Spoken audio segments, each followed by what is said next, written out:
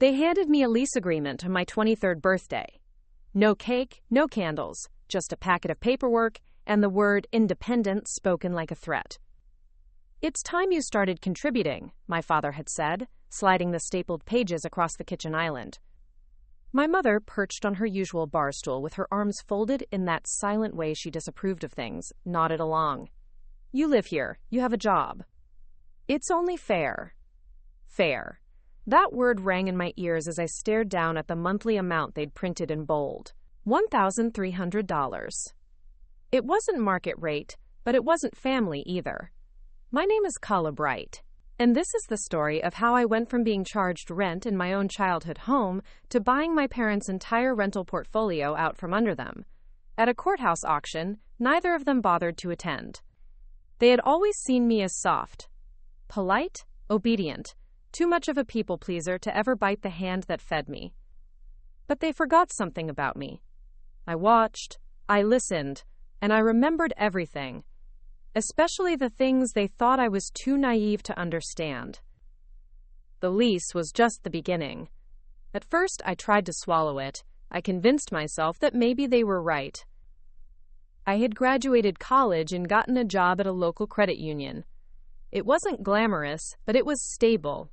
I had health insurance, a 401k with a 3% match, and a predictable paycheck every other Friday. Still, $1,300 a month was a lot. Especially for a bedroom with no lock, the same creaky twin bed I'd had since I was 12, and a shared bathroom I cleaned every Sunday without fail. "You're lucky we're not charging you market rate," my dad had muttered when I dared to raise an eyebrow at the utilities clause. They billed me separately for electric, gas, water, and internet. Every month, a typed invoice from my mother arrived in my inbox, complete with itemized costs and a due date. They called it preparation for the real world. I called it something else entirely. But I didn't argue. I paid. I showed up to work early and stayed late, determined not to fall behind. I learned everything I could about personal finance. I watched what customers asked, what they worried about, what made their eyes go wide when I explained how compound interest worked or how to refinance. And on my lunch breaks, I read. I read about real estate. Not the HGTV kind, with granite countertops and open houses and fixer-uppers flipped in 30 minutes. No, I studied the gritty stuff. Municipal liens, foreclosure law, eviction proceedings. How to read an auction docket. How to request public property records. How to structure an LLC. By the time a year had passed, I knew more about their business than they thought I ever would. Because here's the twist. My parents weren't just landlords to me. They were landlords to 37 other tenants across 7 small multifamily properties around town. They called it their retirement strategy. I called it my leverage. One evening, I waited until after dinner to bring it up. "So," I said, carefully casual as I cleared the plates, "you two ever think about expanding the portfolio?" My dad, halfway into his scotch, chuckled. "And take on more tenants? God, no. We're trying to offload eventually, not pile more on." "Might be smart to sell some," my mom added, glancing at him. "Before the taxes get worse." I smiled. Noted. The next week, I checked the county auction calendar and found 3 of their properties had delinquent taxes. Not enough to seize them outright yet, but close. I printed the notices from the public access terminal and highlighted their parcel numbers. They always kept things close to the chest, didn't tell me much. Figured I was too soft. They didn't know I had eyes. And a plan. The first real shift came the morning I found a letter slid under my bedroom door. Rent increase, $1,500. No discussion, no warning. Just a number. I stood there, barefoot on the old hardwood floors, staring down at the paper like it was a slap across the face. That was the day I opened a separate checking account they didn't know about. From that point forward, every overtime hour, every bonus, every dollar from side hustles I took on freelance editing, pet sitting, tutoring high schoolers in algebra went into that account. And when I hit $20,000, I formed an LLC. Bright Properties, LLC. They thought I was still saving up for a down payment on a condo. In a way, I was. Just not for the kind they imagined. The day of the auction was overcast. Rain threatened but didn't fall. I wore a blazer I'd gotten from a thrift store and ironed 3 times. My shoes were plain black flats. My hair was tied back, my expression unreadable. Only 6 people showed up for the courthouse steps auction. Most were retirees or local property managers. A couple young investors with clipboards and pens behind their ears. And me. I had already done the math. I knew the maximum bid that would keep my margins tight but sustainable. I knew the condition of each unit, the history of the tenants, and exactly which months my parents had fallen behind on taxes. When the third property hit the docket, a 4-unit building on Mayfair Drive with a cracked foundation and 2 vacant units, I stepped forward. Opening bid at $42,000, the auctioneer called. One man raised his hand. I waited. Another bid. Then I raised my hand. By the time the gavel hit, I had secured it for $64,000. It wasn't one of their best buildings, but it was theirs. And now it was mine. They didn't find out until a week later, when a letter addressed to Bright Properties arrived at our house. My mother opened it by mistake. She stormed into the living room, letter trembling in her hand. "What is this?" she demanded. I looked up from my laptop calmly. "Property tax confirmation notice. They send them to the new owners." My father snatched the paper from her. "Bright Properties?" he read aloud, voice rising. "You bought it?" I nodded.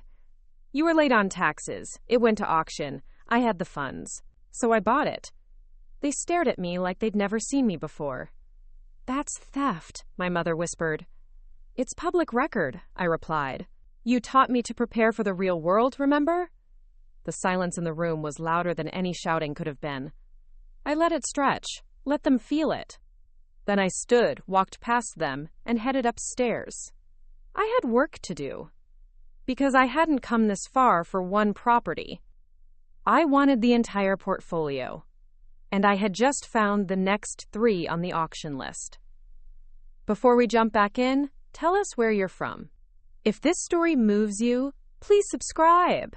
Tomorrow, I have a special story for you. They didn't speak to me for 3 days. Not a word. My father avoided eye contact completely, disappearing to the shed or the back porch whenever I entered a room. My mother went into silent host mode, cooking as usual, cleaning as if powered by spite, but not saying my name or looking me in the eye. And I thrived in the silence. I knew what they were doing. The same tactic they'd used when I was a child and dared to contradict them. The freeze out. Back then, it had made me question myself, made me fold, apologize just to break the tension. But this time, I had nothing to apologize for. I had followed the law, used public information, paid for the property legally. They had slipped. I had stepped in. Welcome to the real world. The 4th day broke the ice. Or more accurately, cracked it. I came downstairs to find my father at the kitchen table with a calculator and 3 manila folders laid out like crime scene evidence. "You got what you wanted," he said, without looking up. "Now what?" I sipped my coffee. "Now I stabilize the Mayfair property." He looked up at me finally. "You think you know what you're doing?" I shrugged. "I know enough." He scoffed. "That place is a money pit. You won't break even until you're 40. I smiled. "That depends on the rehab timeline and how fast I can get the upstairs units rented." My mother appeared in the doorway, her expression tight. She held a piece of mail in her hand. Another tax notice, this time for a duplex on Cumberland Street. 3 months past due. She handed it to my father without a word. He opened it. His jaw tightened. I watched them, noting the way they didn't even glance at me. "You're planning something," he said finally. "You're not wrong," I replied. That night, I met with a contractor friend I'd helped finance a business checking account for, Derek. Early 40s, ex-military, straight shooter. He had a team of 3 and was always looking for side gigs. "You sure you're ready for this?" he asked as we stood outside the Mayfair building under the dull glow of a flickering streetlight. "I've got savings, a budget, and tenants ready to move in once it's clean." He nodded. "You want top-notch, quick and dirty, or somewhere in between?" "Somewhere in between," I said. "I want the bones solid, the surfaces clean, and the codes up to date. No frills." We shook on it. By the end of the week, 2 of the units had working plumbing, refinished floors, and painted walls. I spent evenings deep cleaning, bleaching the bathroom grout on my hands and knees, staging simple furniture I found online. Lamps, rugs, throw pillows. Craigslist magic. I posted the listings with new photos. Within 72 hours, I had 2 signed leases. $1,200 each. My mortgage on the property was $430. Game on. Word spread. I hadn't said anything publicly, but property managers talk. Inspectors leave notes. Neighbors ask questions. And tenants? They talk the most. Especially when they like the new landlord better than the old ones. I didn't raise rents. Not yet. I listened to their concerns, fixed things my parents had ignored for months, replaced an old smoke alarm, recaulked tubs, tightened loose doorknobs. They started calling me Miss Bright, even though I told them to just call me Calla. Respect is earned, and I was earning it. Meanwhile, back at home, the mood shifted. My father was no longer angry. He was curious. He asked questions in a roundabout way, like, "Did you ever fix the roof over that one corner bedroom?" Or, "You probably don't realize how high water bills get in those old buildings." I answered casually, never volunteering more than I had to. My mother, meanwhile, had begun checking the mail obsessively. It wasn't long before she found another warning slip. 2 more of their properties were on track to hit auction if they didn't pay the back taxes. She stormed into my room, holding both letters. "Are you waiting to buy these too?" I didn't flinch. "If you default, they're open to the public. Anyone can buy them. You're our daughter. And you charged me rent to live in my own room." She stared at me, mouth open, then shut it, then turned and left. I didn't call after her. I just added 2 more properties to my calendar. The next auction came sooner than expected. A 4-unit building on Dartmouth Avenue and a duplex on Ellis Court. I had the funds for one. I needed the funds for both. So I got creative. I called a woman named Tamsin, who I'd helped with a loan refi the year prior. She was a notary and private lender. We had bonded over the idiocy of some commercial loan paperwork. I explained the situation, offered 12% on a short-term bridge loan. She agreed. "You're cold-blooded, Calla," she said, not unkindly, "but smart. I like smart." I smiled. Sometimes, being underestimated is an asset. I walked away from the next auction with both properties. Tenants in place. Documents ready. Utilities transferred. By the time I got home, my father was waiting. "We need to talk." We sat at the kitchen table, the same place they'd slid my lease across months ago. He looked tired. Not just aged, tired. "We didn't expect to lose those properties." I said nothing. "Your mother's been sick, you know." That was new. "She hasn't said anything." "She's proud, stubborn." "So are you." He smirked faintly, then leaned back, arms crossed. "Why are you doing this?" I looked him in the eye. "Because I asked for help once, and instead of helping, you taught me a lesson. Now it's your turn to learn something. You could have talked to us." "I did. You handed me an invoice." The room went silent again. Then he nodded. "What if I wanted to sell you the rest?" That made me pause. "Why would you?" "Because it's either you or the bank. And at least with you, I can sleep at night." We spent the next 2 weeks going over every detail. Outstanding mortgages, maintenance logs, tenant leases, back taxes. It was messier than I imagined. Some tenants paid in cash, others were on verbal agreements. Half the properties were held in my father's name. 2 were in an old trust I didn't even know existed. But I kept my calm, I listened, I took notes, I treated it like business. Because it was. We agreed on a number. I secured a commercial loan backed by the cash flow of the buildings I'd already acquired. The title transfers began. And just like that, I was no longer just a girl who paid rent to her parents. I was the owner of their entire portfolio. 37 units. 17 active leases. 1 woman in charge. My parents moved to a smaller place 2 towns over. We were cordial, not warm, not cold. I visited once a month. We shared tea, talked about tenants, about interest rates. My mother, frailer now, once said to me, "You really know what you're doing, don't you?" And I smiled. Because I did. But I never said it. Because some victories don't need a trumpet. Just a lease with your name at the top. The lease was in my name now. The leases of 37 tenants, to be precise. For months, I kept my head down, my hands busy, and my bank accounts immaculate. Every dollar mattered. Every unit, every light bulb, every unpaid notice stuck to a cracked front door. It all became part of the math I lived by. But one day, I realized I had stopped calculating my survival and started strategizing my legacy. That's when the real shift happened. It started with 1 unit on Ellis Court. Tenant moved out, left the place in decent shape. As I stood in the now vacant living room, the afternoon sun glowing through the dusty blinds, I saw more than just square footage. I saw opportunity. If I retiled the bathroom, added an in-unit washer/dryer, and replaced the mismatched appliances with energy-efficient ones, I could charge $300 more. Easy. Maybe more. I called Derek. Let's make this place shine. He didn't ask why. He just showed up the next morning with a crew, a truck full of tools, and a smirk on his face. You're not just a landlord anymore, he said, nodding to the plans I had taped to the wall. You're a builder. I didn't correct him. Because it was true. Renovations sparked momentum. Momentum became reputation. Reputation, that was everything. Suddenly, people in the neighborhood knew my name.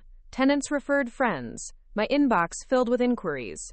Realtors reached out with off-market properties. City inspectors smiled when they saw my name on permits.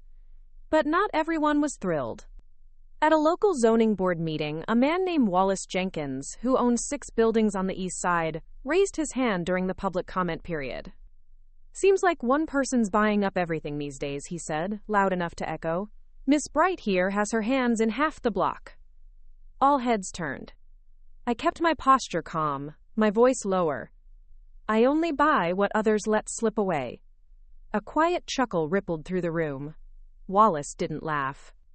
But he also didn't challenge me again. The real test came 3 months later. Cumberland Street fire. Faulty wiring. The whole back kitchen went up in smoke. No injuries, thank God, but 2 families displaced. Fire marshal tape wrapped around the porch like a crime scene. I was there within the hour, spoke to the tenants myself, found them temporary housing, paid for hotel rooms, gave their kids backpacks and new sneakers the next day. One of the mothers, eyes still red from smoke and tears, said to me, "You showed up. I've never seen a landlord show up." I didn't know what to say. So I just nodded. Then I called Derek and told him to gut the entire back half and rebuild it from scratch. We didn't take shortcuts. We built it better. In the middle of all this, I started getting calls from banks. Not collection calls. Opportunity calls. Miss Bright, we see you've established a consistent rental income over several properties.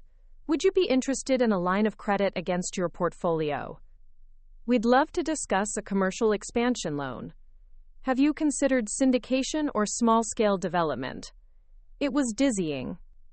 I wasn't ready to leap into full-scale development, but the idea stuck in my mind like a song you can't unhear. I wanted more. Not just more money. More say, more control, more power to shape a community, not just profit from it. So I made a plan. There was a boarded-up community center 2 blocks away from my first building on Mayfair Drive. It had been closed for 6 years. Weeds taller than children choked the entrance. Broken windows, graffiti, rats. But I saw potential. A co-working space. Open tables, private booths, a coffee bar, fast Wi-Fi, local vendors. I contacted the city, made an offer, filed paperwork, created a proposal. And 1 month later, I had the deed. Brightworks Center was born. The grand opening wasn't grand in the traditional sense. No ribbon-cutting mayoral speech. Just me, a folding table of snacks, and a homemade sign. But the place was full by noon. Freelancers, young moms with laptops, a high school kid printing his college essays. I walked through the space, handing out coupons for the local deli, asking people what they needed most. More outlets. A printer. Cheap coffee refills. Done, and done. It wasn't glamorous, but it was real. And it mattered. The calls from my parents came less frequently. My father still asked about interest rates. My mother sent me a text when the local paper ran a story about Brightworks with my photo. Just 3 words. We're proud, Kella. No punctuation. But I felt it. Still, the space between us remained wide. I didn't resent it anymore. I simply accepted that not every wound becomes a scar. Some just close over in silence. By the end of that year, my portfolio grew to 44 units. I hired a part-time bookkeeper, a maintenance tech, a leasing coordinator.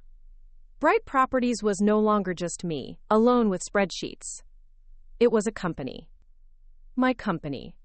And one night, as I locked up Brightworks and stood under the lamplight outside, a man approached me with a clipboard. He was from a nonprofit, he said. They were organizing a coalition of community-minded property owners to advocate for tenant protection and fair housing improvements. Would I like to join? He had no idea I was a landlord. He just assumed I was one of the neighborhood organizers. And I smiled. Because somewhere along the way, that's what I had become. Joining the coalition changed everything. I went to the first meeting in jeans and a button-down, my hair still damp from the rain, expecting a circle of idealists and clipboard warriors. Instead, I walked into a room buzzing with serious intent. Lawyers, tenant advocates, small landlords like me, community developers, and yes, a few idealists too. They welcomed me quickly. I didn't lead, not at first. I listened, I took notes, I watched who spoke and who commanded attention. I stayed late and asked questions. You know, an older woman named Lorraine said after one meeting, you don't talk much, but when you do, people hush up. That's power. I nodded. Not everything needed to be loud to be effective. One of the coalition's goals was to create a voluntary rent stabilization pledge. Not a law, not an ordinance, but a public promise by landlords to cap rent increases to reasonable thresholds. Some scoffed.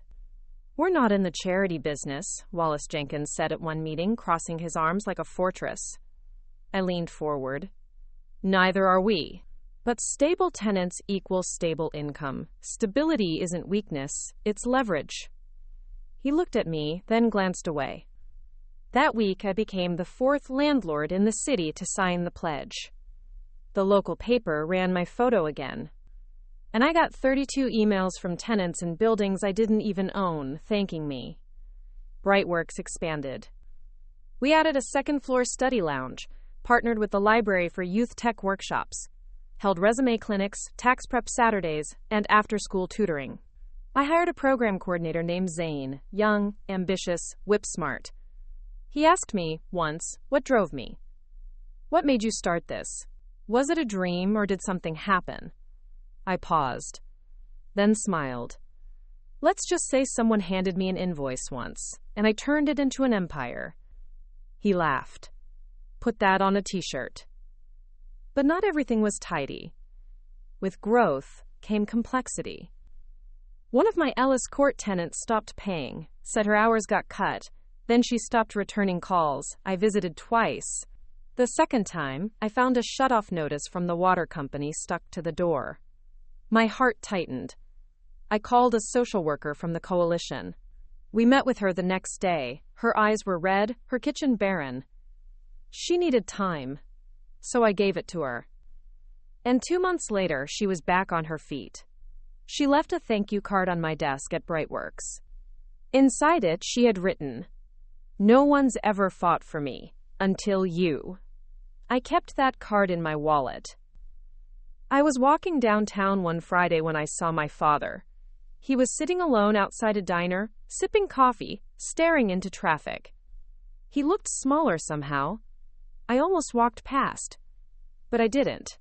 I slid into the seat across from him. He blinked at me like I was a ghost. "Hi, Dad." He set down the cup. "Kala?" We sat in silence for a long moment. Finally, he said, "I saw the article, you and that youth program. It's working." "I know." He looked down at his hands. The knuckles were gnarled, weathered. "You did what I couldn't." I didn't know how to answer. So I said the only honest thing. "You did what you thought you had to. So did I." He nodded, then asked, "Are you happy?" I paused. "I think I'm finally becoming someone I respect." He smiled. And for the first time in a long time, I didn't see pride or disappointment in his eyes. I saw peace. That night, I returned home to an email from a development firm. Subject: Partnership Opportunity. They wanted to convert an old factory lot on the edge of town into mixed-income housing and retail. They had investors, architects, even an early site plan. What they didn't have was a local partner with street cred, tenant goodwill, and boots-on-the-ground knowledge. We believe Bright Properties could be the face of this. I stared at the screen. Then I opened my spreadsheet. Did the math. Called Derek. "You ever built from the ground up?" He whistled. "We're talking concrete pours and permits now, huh?" "Yeah." "I'm in." So was I. Ground broke in March. I walked the site in a hard hat and steel-toed boots, dodging backhoes and concrete mixers. My name was on the sign, Bright Properties, in bold, clean font. Sometimes, I caught people slowing down in their cars to read it. A former tenant from my parents' old Cumberland unit stopped me at a traffic light one afternoon. "You used to collect rent from me in your pajamas," he laughed. I grinned. "Still wear them to answer emails?" He tipped an imaginary hat. "You're changing the neighborhood, Miss Bright." I hoped so. But I wasn't doing it alone. A year passed. Then 2. The buildings grew. So did the team. I hired a CFO, an attorney, a project manager. My days got longer, my inbox heavier. But I still walked the blocks on Saturday mornings, still knew half the tenants by name, still fixed a broken gate myself once when the crew was delayed. And I never forgot that it all began with a lease. One piece of paper that changed everything. By the time the first tenants moved into the new complex, we had a wait list stretching back 6 months. I stood outside the leasing office that morning, clipboard in hand, smiling as young couples, single moms, recent retirees, and one grizzled Vietnam vet stepped through the doors with hopeful eyes. The community center on the first floor wasn't even finished yet, but the sunlight hit those lobby windows like it had been waiting years to break through. They called the place the Bright Side. The name wasn't my idea. It came from a kid during one of our youth entrepreneurship programs. "Because Miss Bright always finds the bright side," he'd said. Everyone laughed. I cried later, in the parking lot. Running the Bright Side was like juggling fire while blindfolded. The sheer scale of it, retail leases, residential occupancy permits, parking allocations, elevator inspections, was more than I'd handled before. My project manager, Anya, practically lived at the site for 3 months. I still remembered the day she slammed her tablet on my desk. "The third floor water line is 2 inches off code and the city inspector shows up tomorrow. What do you want to do?" I didn't panic. I didn't flinch. I called Derek. He had a team there within an hour. It cost me overtime and a rush inspection fee. but we passed. Barely. We celebrated with cheap tacos and lukewarm sodas at midnight, all of us sitting on the cold concrete steps of the service entrance. "This is the good stuff," Derek said. "Right here." And it was. Halfway through that year, I did something I hadn't done in a long time. I went back to my childhood home. It looked smaller now. The flower beds were overgrown, the paint a little faded, the street quieter than I remembered. My parents had sold it a few months earlier, downsized to a small bungalow by the lake. The new owners had changed the shutters to a bright turquoise. It looked friendly. I stood across the street for a while just looking, and I forgave them. I forgave the rent invoices, the cold silences, the conditional love masquerading as tough guidance, because it all made me who I was. I turned, walked away, and didn't look back. Lane Poway, we launched the Brightside Marketplace in fall. 12 vendor stalls, 2 anchor retail spaces, 1 rotating pop-up kitchen. I prioritized local businesses. Women-owned, minority-owned, student-run. Our first tenant was a Jamaican couple selling handmade soaps and natural skincare. They named their store Lush Roots and hugged me so hard during the lease signing I nearly cried. Later that week, I walked through the market as customers strolled between booths, laughing, sampling tea, and debating handmade earrings. The same space had been an abandoned factory lot a year ago. Now it buzzed. This wasn't just development. It was resurrection. This story took us a long time. If you like it, subscribe. Now back to the story. Success breeds complexity. With the Brightside fully operational, I now had 4 major pillars to manage: Bright Properties, Residential, Brightworks, Community Initiatives, Brightside Mixed-Use Development, and BrightPath, our new housing mentorship program. I hired a COO. Her name was Dr. Mira Singh, a former urban planner with a steel spine and a velvet voice. During her first week, she sat me down. "You're a visionary, Kala, but vision without rest is burnout with a bow on it. Let me take the operations. You take the future." I let go. And everything got better. We hosted our first annual Bright Conference that spring. 300 attendees, 40 speakers, panels on affordable housing, tenant rights, financial literacy, and community-led development. It was held in a converted church downtown. Natural light poured through stained glass windows as I stepped on stage to deliver the keynote. I stood at the podium, heart pounding. Then I saw her. My mother. In the back row. She had come, quietly, without announcement. She was smiling. My throat tightened, but I spoke.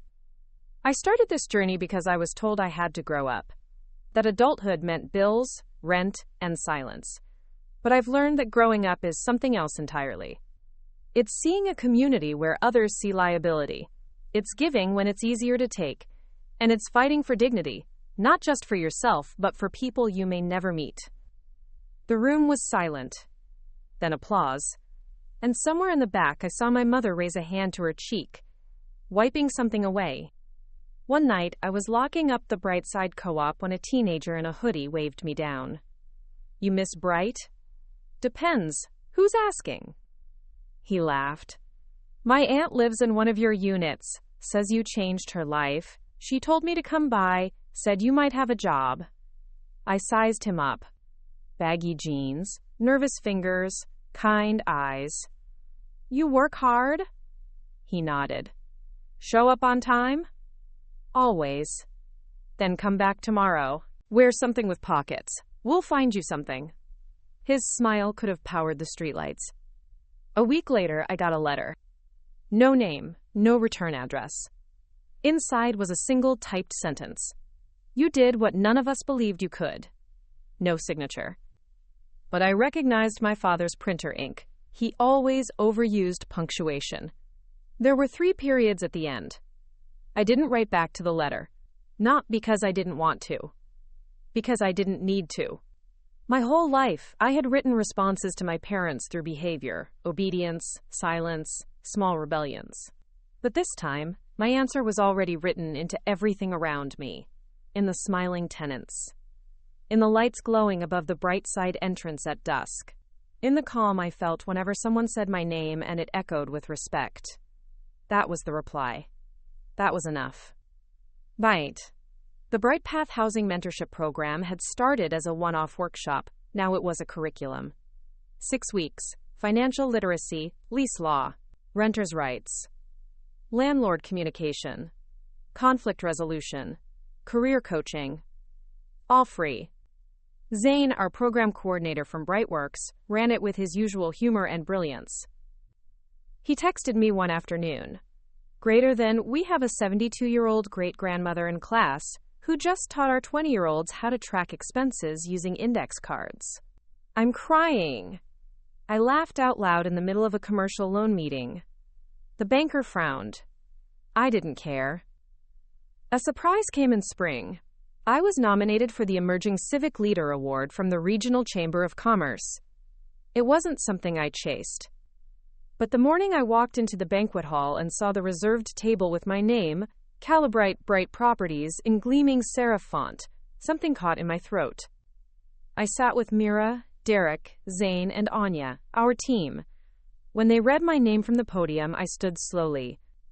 As I made my way up, I saw Lorraine from the coalition nod at me from across the room. She gave me a wink. Then I saw Wallace Jenkins. Clapping. Just once. But it was enough. I stood at the mic. When I was 23, my parents handed me a lease agreement and told me to grow up. I paid it. Then I bought their building. Then I built more. Not just homes, but hope. And I've learned that sometimes growing up isn't a threat. It's a call to build a better future. The applause was thunderous. Later that night, I placed the glass plaque on the shelf above my desk. It glinted in the glow of a single desk lamp. I kept the light on longer that night, just to admire it. Brightside Phase 2 was announced that summer. A second complex across town, larger, greener, smarter. Solar panels, rainwater collection, a rooftop garden. I held the plans in my hand, marveling at how quickly blueprints turned into possibilities. Anya walked in with coffee and stared at the schematics. You realize this is what billion-dollar developers usually try to do with full city grants and 2 years of litigation. I nodded. And we're doing it with hustle and heart. She smiled. And Zane's spreadsheets. Never underestimate spreadsheets. We toasted coffee cups like champagne flutes. Then got back to work.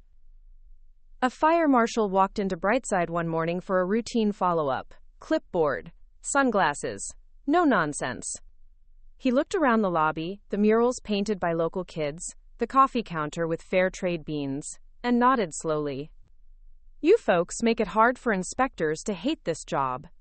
That's the idea, I replied.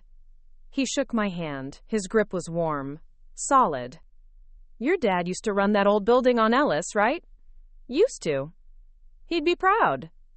I didn't correct him, just smiled. Because sometimes, assumptions don't need adjusting when they're kind.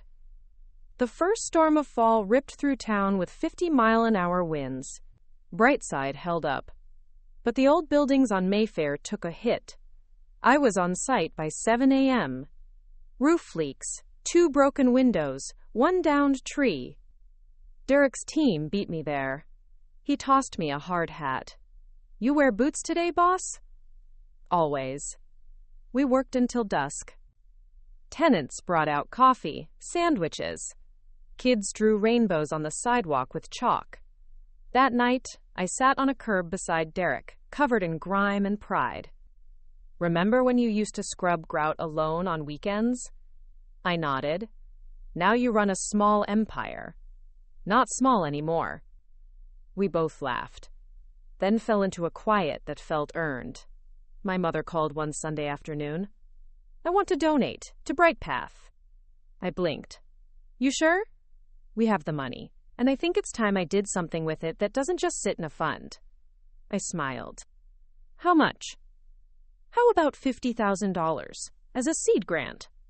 I nearly dropped my phone. She laughed softly. Don't sound so shocked. It's generous. It's overdue. We talked for an hour. About money, about tenants, about legacy. At the end, she said, I never told you this, but I wanted to be an architect once. Before I met your dad. Before the kids. You still can. No, sweetheart, but I can fund a few of them. The Bright Path Seed Fund was announced at our winter gala. 200 people filled the event space, tenants, partners, city officials, former coalition members, neighborhood youth, and the now retired teacher who had once tutored me in algebra. We had strung soft lights across the ceiling, set up a wall of photos showing before and after shots of Brightside, and printed the phrase, Build Forward. I gave a short speech.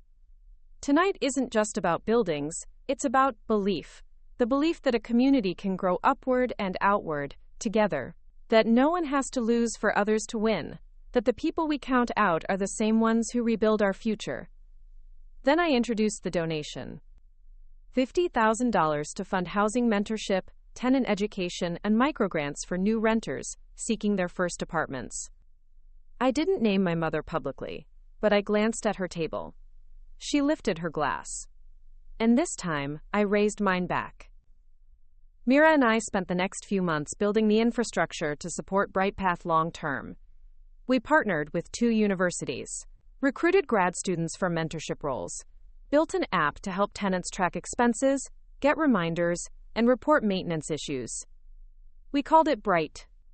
Simple, clear, empowering. Zane oversaw the pilot. Within the first month, 140 residents had signed up. Tenants who'd never opened a budgeting tool before were suddenly logging receipts and setting savings goals. One evening, Zane forwarded me a message from a tenant. Because of Brighty, I finally have enough to move my mother in with me. Thank you. It was signed, Layla, Unit 302. I remembered her. She'd been late on rent 3 times when I first bought the property. Single mom, hairdresser, tenacious. Now she was thriving, and helping others do the same. Derek surprised me one morning with a binder. He slapped it onto my desk. Blueprints. For a new thing. I blinked. What kind of new thing? He grinned. Tiny home village. For veterans. Solar-powered. Modular. Rent to own over 5 years. I opened the binder. Detailed drawings. Cost estimates. Potential land parcels. My heart raced. Who designed this? He shrugged. One of my guys. Remember Malik? I did. Quiet. Sharp. Rarely spoke. Always on time. He studied architecture before enlisting. Said you inspired him. I looked down at the sketches again. They were good. Really good. Let's build it. Already thought you'd say that. He walked out, whistling. The village broke ground in early spring. We named it Horizon Haven. 10 homes, 1 community center, solar arrays, communal garden. No fences, just dignity. The first veteran to move in was a man named Thomas, Vietnam era, carried his paperwork in a plastic grocery bag. When we handed him the keys, he looked at them for a long time before saying, "No one's handed me keys in 40 years." I stayed in my car that night and cried for a full 10 minutes. Wallace Jenkins called me. Need a favor. I raised my eyebrows, even though he couldn't see. Okay. There's a kid, 19. His grandma was one of my tenants. She passed. He's alone now. Not great on paper. But he's decent. You got room? I thought about Horizon Haven. About second chances. About the letter from my father. Tell him to come by Brightworks. We'll find a place. Wallace paused. Thanks. Then hung up. I stared at my phone for a while. Bridges don't always rebuild with fanfare.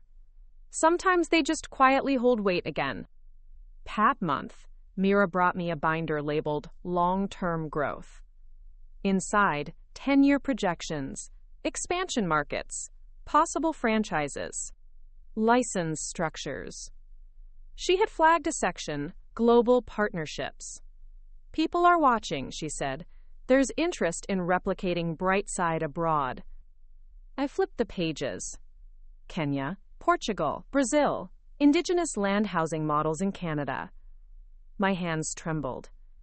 Is this realistic? Mira nodded. Your model isn't just real, it's exportable, and people are hungry for it. I exhaled slowly, then turned to the page marked United Kingdom Pilot, and wrote, yes. I flew to London in the fall. The air was wet. Smelled of trains, rain, and endless possibility. We toured old housing estates, met with local councils, talked to immigrant families, aging tenants, and organizers who reminded me of the early coalition days. One woman, Amina, ran a food pantry beneath a crumbling tower block. We've had 9 fires in the past 2 years, she said. No one fixes anything unless there's a camera, but the people here, she placed a hand over her chest, they deserve more. I nodded. I didn't come here to fix everything, just to help build something better. Together. She looked at me for a long time, then hugged me. We signed a memorandum of collaboration with a local nonprofit. Bright UK was born. Different name, same purpose. Dignity through design, empowerment through structure, legacy through compassion. We started with a single building in East London. By winter, we had 5. Bright UK didn't move fast. It moved deep. For every form I filled in the US, I filled 5 in London. For every zoning approval, we needed a council review. And for every enthusiastic supporter, there was someone who thought an outsider, an American no less, had no business redesigning their housing landscape. But I wasn't trying to colonize. I was trying to collaborate. So I did what I always did. I listened. I stayed longer than planned. I walked the estates in the rain, sat in Turkish-owned cafes, where older men played backgammon, and young girls practiced science fair pitches in the back. I met with former tenants who now ran youth boxing programs out of garages with no insulation. I kept my name off most paperwork, let Amina take the spotlight. And slowly skeptics became allies. One council member said to me over tea, "Most Americans come here with slogans. You showed up with scaffolding." I didn't even try to hide my grin. Meanwhile, back home, Brightside Phase 2 was ahead of schedule. Anya and Mira sent me weekly updates. Times occupancy at 94%. Times rooftop garden in full bloom. Times first solar rebate check arrived. Times Malik now supervising his own builds. Times Thomas from Horizon Haven had started a woodworking workshop for local kids. The notes made me pause. Because I realized something big. It was running without me. Not because I wasn't needed, but because I had built a team strong enough to carry the vision forward. That kind of freedom was terrifying. And thrilling. I returned to the States with a different kind of ambition. Not to control. To empower. We restructured the leadership team, elevated Mira to CEO, Zain to Chief Impact Officer, Anya to Director of Development. I kept the title of founder. And started something new. The Bright Initiative. A foundation focused on scaling what we learned. Tools, tech, curriculum, policy templates. For anyone, anywhere, trying to build like we built. Not just in real estate, but in life. The first Bright Initiative grant went to a 22-year-old in Detroit, building co-housing for queer youth. The second to a teacher in New Mexico turning old school buses into transitional housing.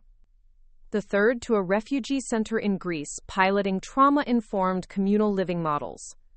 I read every application personally. Because these weren't just forms. They were futures. A call came in from a film director. She wanted to make a documentary. I hesitated. I didn't want my face on billboards. Didn't want to become a movement mascot. But she said something that stuck. This isn't about you. It's about what people see when they watch someone like you take space. Women, tenants, immigrants, kids who were told they owed rent before they were owed respect. I said yes. Filming took a year. They followed our builds, interviewed tenants, shadowed Mira, Zain, Malik, even captured the moment Thomas led his first workshop. At one point, they filmed me walking the Brightworks lobby, then turned the camera off and asked, "What would you tell the version of you who signed that first lease at 23? I laughed, then paused, then said, "Don't get bitter, get busy, and when they underestimate you, use it." The documentary premiered at a festival in Austin. A standing ovation followed.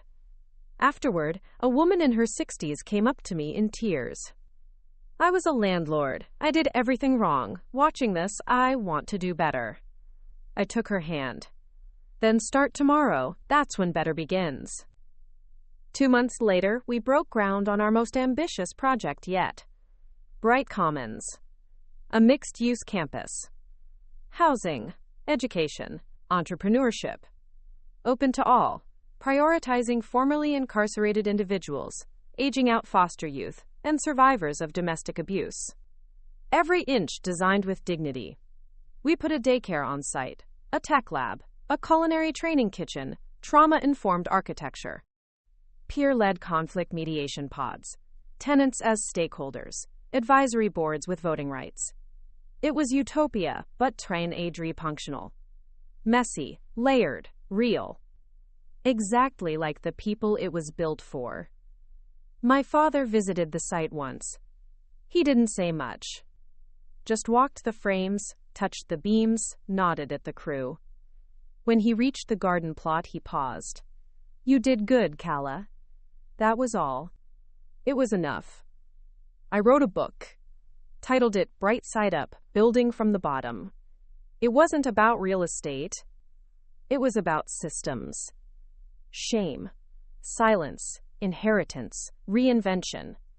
It hit the bestseller list in a month. But the best letter I got came in handwriting barely legible. "I read your book in my halfway house. I want to build something too. I started drawing again. Just wanted you to know." Signed, Jamal, 36, Baltimore, Maryland. Jamal's letter sat on my desk for days. I kept reading it, letting the paper wear thin at the folds. I even slid it into a small frame and placed it beside my monitor. Not because it was dramatic, because it was real. Sometimes the most ordinary words are the ones that prove you've made a dent in the world. He had started drawing again. That was everything. Bright Commons officially opened 8 months later. There were no balloons, no press conference, just doors unlocked and lives ready. A woman named Shani was the first to walk in, 45, survivor of a decade-long abusive marriage. She had 2 teenagers, 1 dream, and 0 resources. But she walked in smiling.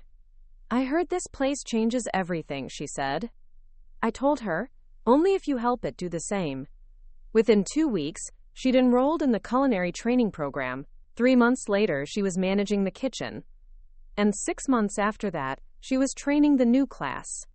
People kept saying, she turned her life around. But the truth was, she'd just been waiting for a place that didn't lock her out. Lame proud. We started getting requests from other cities. Chicago, New Orleans, Dublin, Cape Town. Some wanted full Brightside replications. Others just wanted guidance. So we built the Bright Blueprint Network. Not a franchise. A times framework, times times. We trained leaders, shared documents, created a sliding scale licensing model so cost was never a barrier. In 2 years, 14 cities launched their own community-led housing initiatives. One in El Paso was led entirely by a team of formerly incarcerated mothers. Another in Liverpool converted a church into intergenerational housing. I toured that one myself. A 6-year-old showed me to the rooftop where her grandma now led yoga every morning. "Before, we didn't have a kitchen big enough to cook together," she said. "Now we make pancakes on Saturdays." She tugged my sleeve. "You can come next time." I almost said yes. One day, I was invited to testify before the Senate Housing Committee. I wore a gray suit. My mother came with me, sat in the third row. She wore one of the Bright Path pins we gave to every tenant-turned-mentor. I told the committee, housing isn't just shelter. It's structure. When we treat it like a transaction, we create tenants who live transactionally. But when we treat it as foundational, we raise communities that don't just survive, they build. A few senators leaned back, but one leaned forward. Senator Ortega, she nodded slowly. Later, she shook my hand in the hall. Your father once emailed my office about potholes, she said. I laughed. Sounds like him. He probably never imagined his daughter would be here teaching us how to pave the future. Neither did I. The Bright Initiative published our first full-scale policy guide. It was titled, From Rent to Roots, a Framework for Dignified Housing Ecosystems. We launched it at a live event with 500 attendees. Zane presented. He opened with a slideshow of early Brightside photos, and then a grainy photo of me, age 23, sitting at a desk, surrounded by stacks of books. She read the system before she rewrote it, he said. Now, it's our turn. I stayed quiet through most of that evening.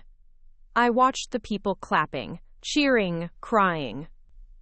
Then I slipped out early and walked through the first Bright Works space, the one we built inside the old community center.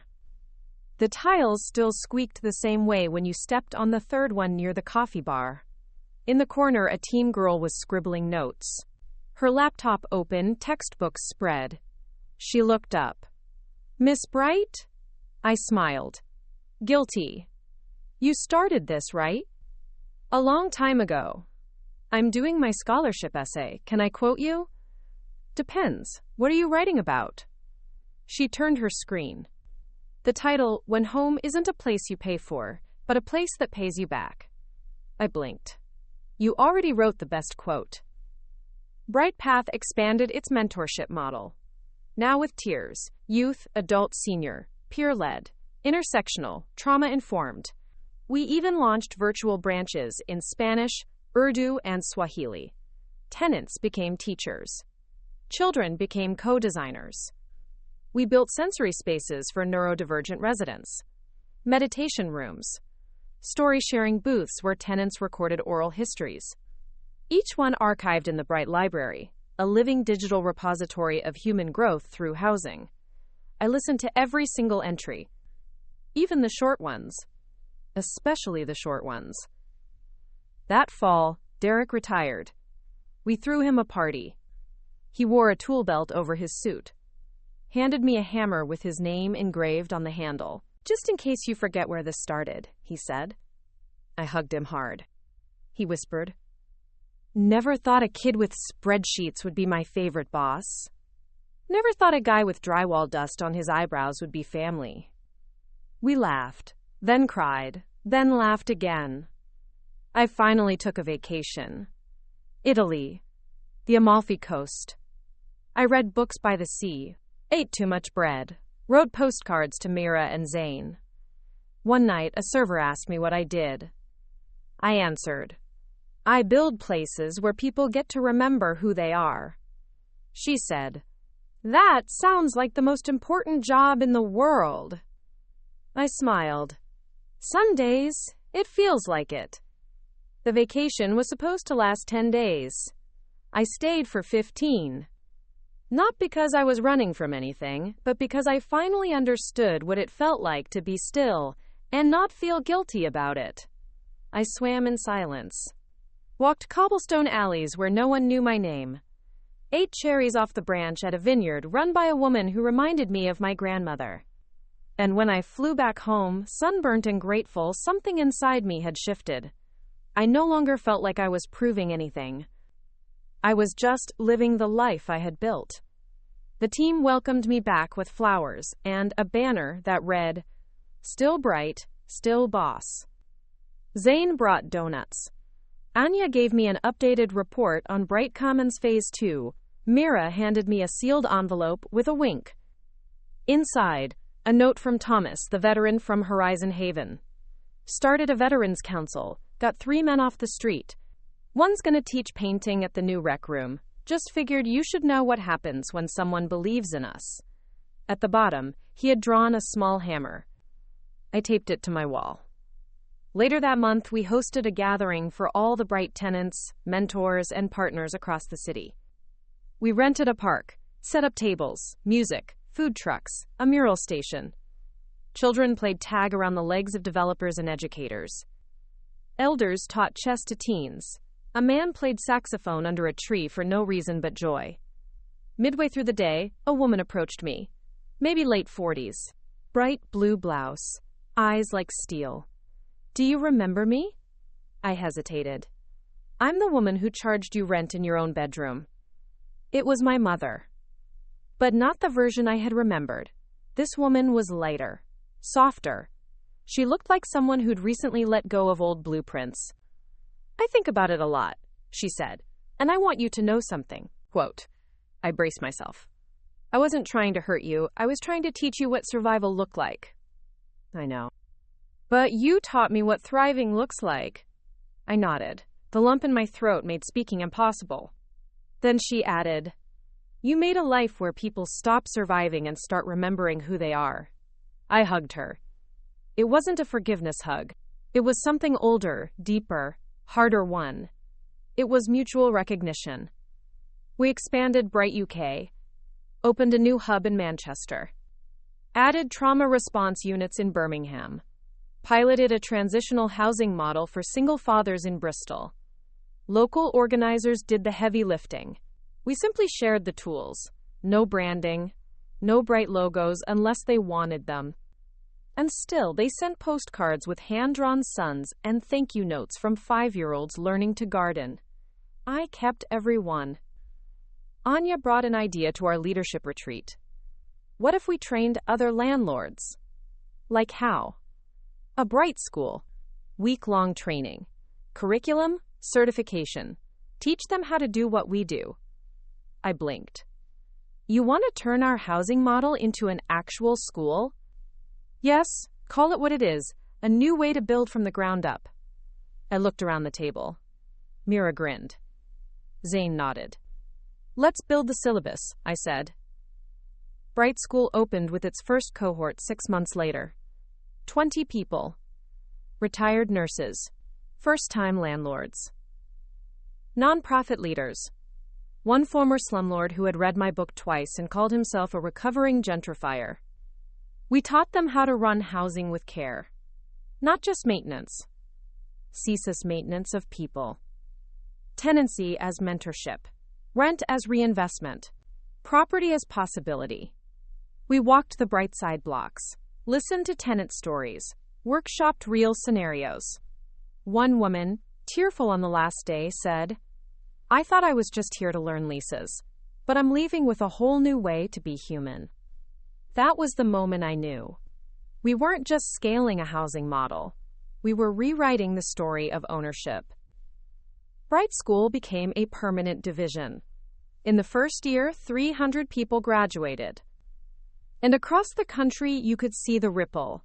Times tenants in Milwaukee who now sit on housing advisory boards. Times a property manager in Kansas who stopped using the word units and started saying homes.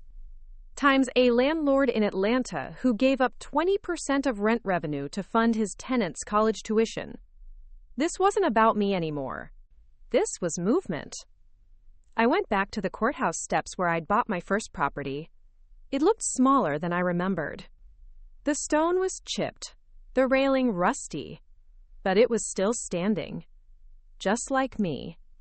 I sat on the steps for a while, watched the city move, and said a silent thank you to the younger version of myself who showed up that day. She didn't flinch. She didn't wait. She quals knew and changed everything. The courthouse was quiet that morning. A breeze rolled across the square, kicking up dry leaves that spiraled in lazy circles around the steps. The same steps I had once climbed with trembling hands and $20,000 in a savings account no one knew about. Now I sat there in a linen coat, sipping coffee from a reusable cup with the Bright Initiative logo printed on the side. My shoes cost more than my rent used to. My to-do list was digital and managed by a team of 5, but I hadn't forgotten anything. Not the invoices. Not the silence. Not the fire in my chest the first time I realized my parents weren't going to protect me from the world. They to me were the world I had to survive. And I did. The 10-year anniversary of Bright Properties crept up quietly. We didn't plan a gala, no documentary premiere, no awards banquet, just a block party. 5 neighborhoods, food, music, art. I walked each site that day, hugged 100 people, signed copies of Asterix Bright Side Up until my hand cramped. Kids ran up to me asking if they could name the next building. One girl insisted it should be called Sparkle Street Homes. Another suggested the Big Cozy. Both made the list. But what stopped me cold was a handmade sign hanging from a third-floor window in one of our earliest buildings on Mayfair. Thank you for seeing US. 3 stories high, painted in crayon, marker, and love. I stood there for a long time. No cameras, no speeches. Just a full heart. Historia Sabaka. Zane came to me the next week with a proposal. A podcast. You've told your story so many times, he said, eyes dancing. But what if they told theirs? The tenants, the mentors, the kids, the skeptics, even your parents. I hesitated. You really think people want to hear all that? Kala, they need to. So we built a studio inside Brightworks. We called it Keys. Each episode, a different voice. A woman who escaped homelessness and became a landlord. A maintenance worker who taught himself HVAC and now runs his own firm. A teen who grew up in Brightside and now studies architecture. A city council member who changed her vote after touring Horizon Haven. And yes, my mother. She opened her episode with, I didn't understand what I was teaching my daughter when I charged her rent, but now I understand what she taught me when she paid it, with grace, then with brilliance. The episode went viral. Keys won an award for community storytelling. But the bigger win came months later when a woman in Toronto emailed us. I've managed buildings for 30 years. I have never once spoken to a tenant the way your people do. I want to change that. I started with listening to your podcast. Next, I'm applying to Bright School. That email landed on Mira's desk. She read it out loud during a team meeting. We clapped. And then we got back to work. I was invited to give a commencement address at a university. The same school I had once graduated from with quiet hope and quieter expectations. This time I walked the stage in heels I could afford and confidence I had built myself. I told them, every system you encounter will try to define you by your utility. Resist that. Define yourself by your humanity. Then build systems that honor it in others. Graduates stood. Some cried. One young woman handed me a note after the ceremony. My mom was one of your first tenants. I was 5. You told me I'd own something one day. I just earned my MBA. I'm going to buy my first building next month. Her name was Ellie. I remembered her. She used to draw dragons on the walls with chalk. Bright Commons Phase 3 broke ground that summer. Not just housing. An arts wing, recording studio, digital media lab, a food hall incubator for aspiring chefs, even a rooftop observatory funded by a grant from an anonymous donor. We later found out it was Thomas. The groundbreaking wasn't televised, but a dozen kids from the Bright Path Teen program helped shovel the first dirt. One boy, maybe 12, looked up and said, "So we're allowed to build stuff now?" Zane smiled. We were always allowed. Now we just don't ask permission. I started writing a second book. Not a memoir. A blueprint. Tama Bright Structures, How to Build Beyond the System. Chapters on community ownership, youth mentorship, participatory budgeting, equitable leasing, restorative design. Every page included quotes from real people in the Bright Network. Because this time, it wasn't about me. It was about *us. The cover? a blueprint of the original Mayfair property. The tagline? Built from a lease, raised into legacy. At the next Bright conference, we welcomed attendees from 32 countries. Keynote by Amina from Bright UK. Workshops from the El Paso co-housing team. Story circles, urban farming demos, land trust legal clinics. I took the stage only once. And I didn't talk about buildings. I talked about asterisk inheritance. Not money, not property, but dignity. What we build outlasts us. What we seed becomes us. So let's make sure that when they walk through the doors we leave behind, they find mirrors, not cages. The audience stood. And that's when I knew. The work wasn't just alive. It was generative. Tret. The morning after the conference, I walked alone through Bright Commons. It was early, the sky a soft gray, birds stirring in the trees we'd planted 3 years before. A janitor nodded as I passed. A tenant walked their dog, headphones in. Somewhere behind one of the walls, someone was playing the piano in the shared music room, a slow, careful tune that felt like it was still learning itself. I paused, inhaled, exhaled. 10 years ago, I paid rent to parents who never imagined I could run more than a grocery list. Now I ran communities. But what I cherished most was not that I led. It was that I no longer had to lead alone. At the start of that summer, we launched Bright Legacy. It wasn't a program. It was a promise. An internal initiative to build leadership pipelines from within our tenant communities. Youth apprenticeships, paid fellowships, tenant equity pathways. If you lived in a Bright property, you could help Tamingun's Taiswan. Not just physically, narratively. We structured it like a co-op, wrapped it in a trust, and named it with intention. Bright Legacy, because survival isn't inheritance, but empowerment can be.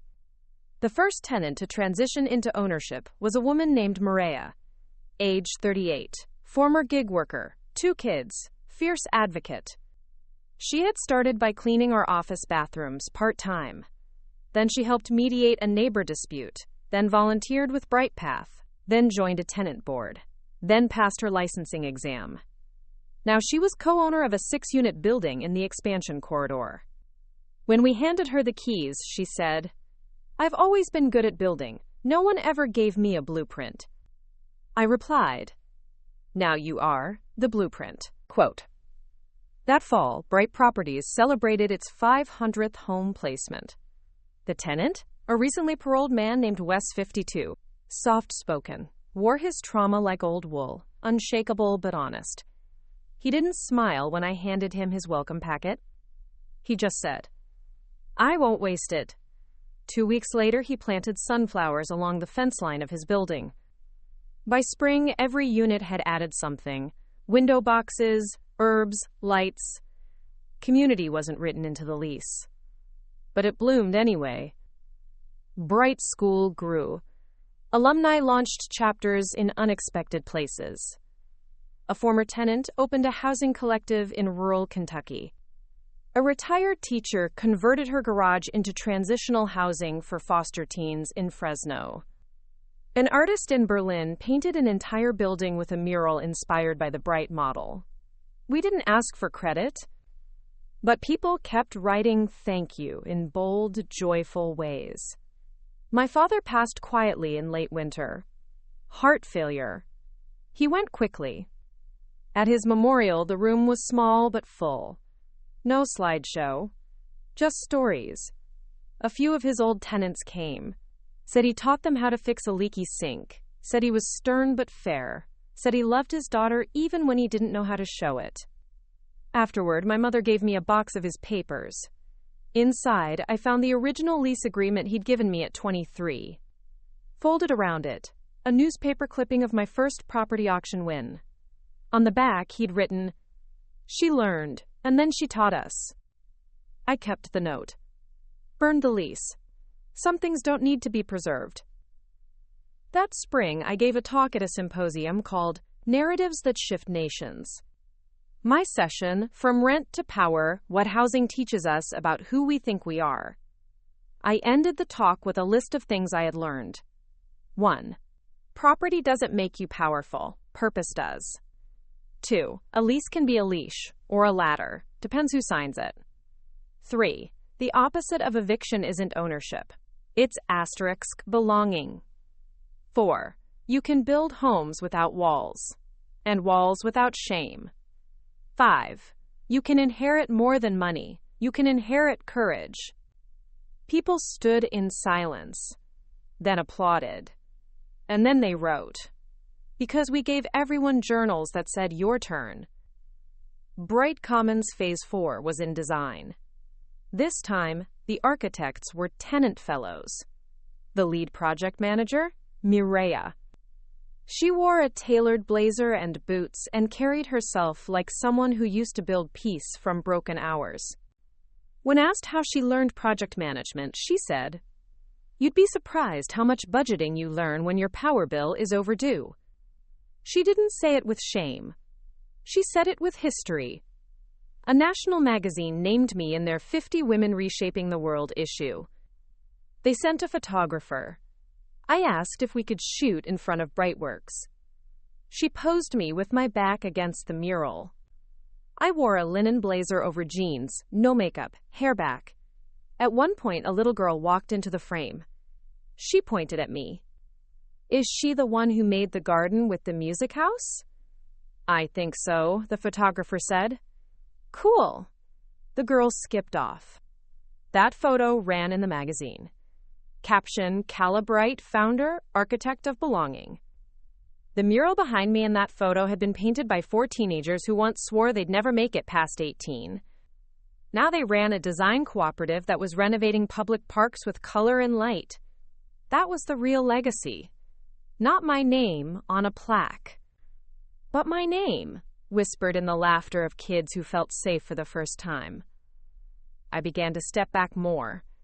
Not out of exhaustion, out of trust. Mireya, Zane, Mira, Anya. They were no longer the team. They were the movement. Bright Properties became a federation. Each region had its own leadership. Each tenant board had veto power. Bright School chapters spanned across 5 continents. We added a course on intergenerational trauma, another on land-back efforts. We partnered with tribal nations, built our first solar microvillage in Arizona, launched a legal defense fund for tenants facing retaliatory eviction. Each new win came not as a shock but as the inevitable fruit of the soil we'd tilled together. It was always about the roots. My mother retired to the lake house. She taught watercolor classes to neighbors. Every month, she sent me one of her paintings. Always of homes, some real, some imagined. The last one I framed. A girl standing in front of a glowing apartment window. Behind her, a garden full of benches, not fences. At the bottom, she wrote, "I finally see what you saw." Brightworks added a new pillar. Healing. Trauma-informed housing wasn't just about physical safety anymore. It was about repair. Restorative circles, memory rooms, conflict reentry programs, elders and residents who shared wisdom through shared meals. We changed our intake forms. One question now read, "What do you hope this home helps you heal?" The answers wrecked me. I want to sleep through the night. Times, I want to stop looking over my shoulder. Times, I want to cook for someone without apologizing. We created programming for each one. Housing wasn't just structure. It was sanctuary. The girl who once paid rent in her childhood bedroom now had her name on 22 deeds. But I wasn't counting units anymore. I was counting sure-ish stories. A tenant named Ron opened a barbershop in a repurposed Brightworks hallway. Jasmine, our first Bright Commons Youth Fellow, won a scholarship to Oxford. Thomas, our veteran carpenter, became a nationally recognized consultant for transitional housing programs. And Malik? He opened his own firm. Called it Brightside Structures. He called once from Geneva, jet-lagged and beaming. "Your ripple reached Switzerland." I laughed. Tell them we build with soul, not just code. I began writing letters again. Not for publication. For gratitude. To Derek. To Lorraine. To every janitor and painter and caseworker and neighbor who had ever said, "Yes, I believe this can be different." And I wrote one to myself. Age 23. Kala. You're gonna feel betrayed, overlooked, alone, but hold the line. Don't let the invoice they hand you define your worth. Let it light a fire. You'll pay more than rent. You'll pay in sleep, tears, courage, hours. But you'll collect more than keys. You'll collect talaplives. And one day, someone will knock on your door not to demand anything, but to say, "Thank you, you made room for me." Love. Kala. The world didn't change overnight. Evictions still happened. Corruption still surfaced. Developers still tried to bulldoze beauty in the name of convenience. But the resistance was louder now. Because it was organized. It had blueprints. It had Kainapneem names. Not just mine. Thousands. Tenants who became architects. Landlords who became learners. Kids who grew up to build doors in places where they'd only ever seen locks. I stood at the threshold of the 50th Bright Commons site.